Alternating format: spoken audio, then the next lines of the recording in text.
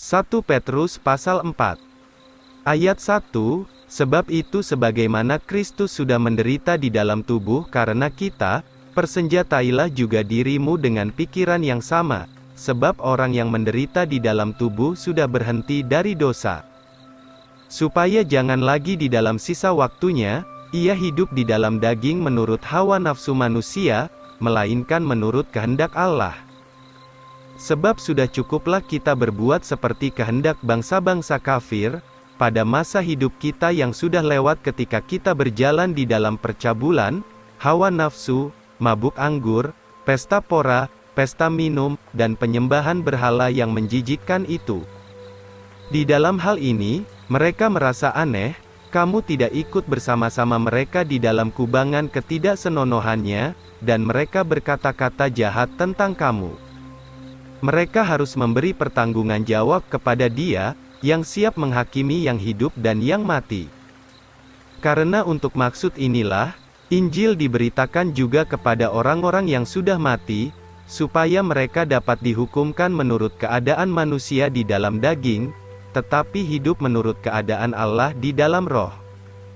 Melayani untuk kemuliaan Allah. Ayat 7, tetapi akhir dari segala sesuatu sudah dekat.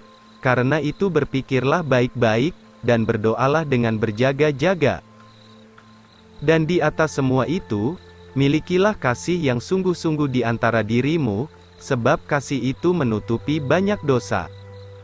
Berilah tumpangan satu sama lain, tanpa bersungut-sungut. Sebab setiap orang telah menerima karunia, layanilah satu sama lain, sebagai pengurus yang baik dari berbagai anugerah Allah.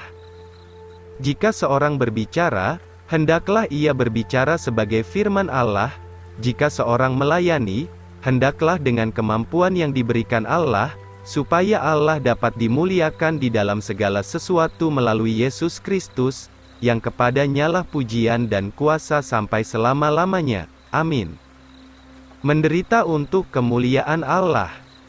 Ayat 12, saudara-saudara yang kekasih, janganlah heran akan api pencobaan di antara kamu yang datang menguji kamu, seolah-olah suatu hal yang aneh terjadi atasmu. Melainkan bersukacitalah, sebab kamu mengambil bagian dari penderitaan Kristus, supaya apabila kemuliaannya dinyatakan, kamu juga boleh bergembira dengan sukacita yang sangat limpah. Jika kamu dicela karena nama Kristus, berbahagialah kamu, sebab roh kemuliaan yaitu roh Allah, tinggal di atasmu. Di pihak mereka ia dihujat, tetapi di pihakmu ia dimuliakan.